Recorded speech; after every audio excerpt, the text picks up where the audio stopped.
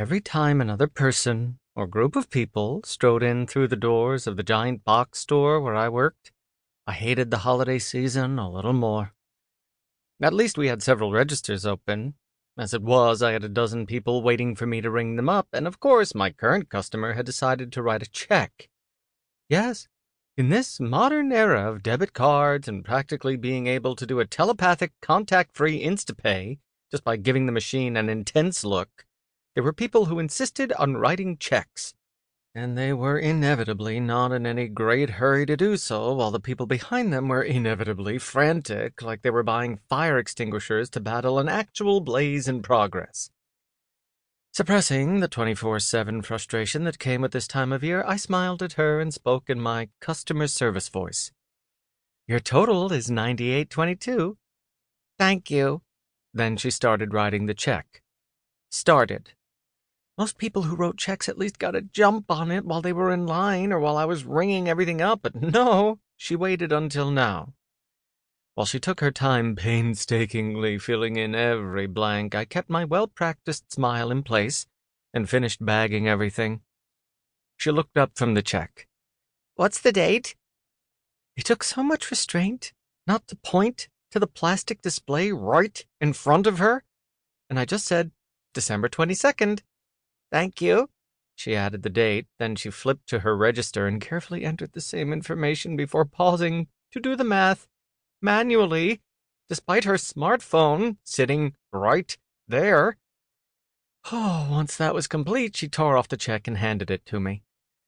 I tried not to judge. I really, really did. People had their routines and their reasons behind them, and God knew some of mine probably drove people up the wall. This was the holiday shopping season, though, and my feet hurt, and I hadn't had a break in 6 hours. 3 people had yelled at me in the past hour for things that were beyond my control. I really needed to pee, and as it was, the only thing in shorter supply than patience were those butt-ugly plushies that were the gift this year. The lady eventually gathered her things and, in the kind of hurry usually reserved for glaciers, moved along. She'd barely stepped out of the way before the huffy, red-faced dude with a wind-ruffled comb-over practically shoved her so he could take her place. "Hello, sir," I said, another little piece of me dying at the sound of my customer service voice. "Did you find everything you were—" "This store is a disgrace." He noisily tapped the edge of his credit card on the place where the lady had been writing her check. "The shelves are a mess and there's barely anything on them. Doesn't anyone take pride in their work anymore?" I ground my molars behind my cheerful smile. "I'm sorry, sir. We're certainly working as fast as we—" "And you people think we should raise minimum wage?" He huffed, tapping the credit card even harder. "Would you mind hurrying? It took me so long to find anything and this line was ridiculous. I need to get home." I mumbled something bland and non-committal, all the while thinking, bro, if you only knew how bad I have to pee, and how tempting it is to resolve that issue all over your shoes. Miraculously, more like thanks to years of practice, I finished with comb-over and managed to flag down Chloe, one of the assistant managers, to take over for me for a minute. "Thank you so much," I said over my shoulder as I hurried toward the restroom. Of course, 2 customers stopped me on the way, one to ask where the Royal Dansk cookies were, literally right in front of her, and the other to ask if I could explain the differences between a couple of GPS units. I promised that person I'd be with them in just a second, and I didn't give a damn if I got yelled at or written up. I couldn't wait any longer.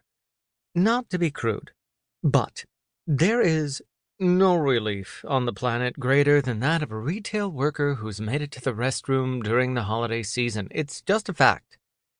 After I'd washed my hands, I stood at the sink for a moment to bask in that brief peace and quiet. No one yelling at me, no one asking me questions, no one accusing me of being a stupid, lazy millennial who wouldn't know hard work if it slapped me in the face. I couldn't stay here long, though. The store was in utter chaos, and Chloe wouldn't be able to man my register for more than 5 or 10 minutes.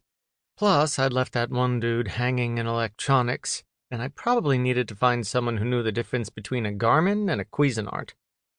Better go get yelled at for that so I could relieve Chloe.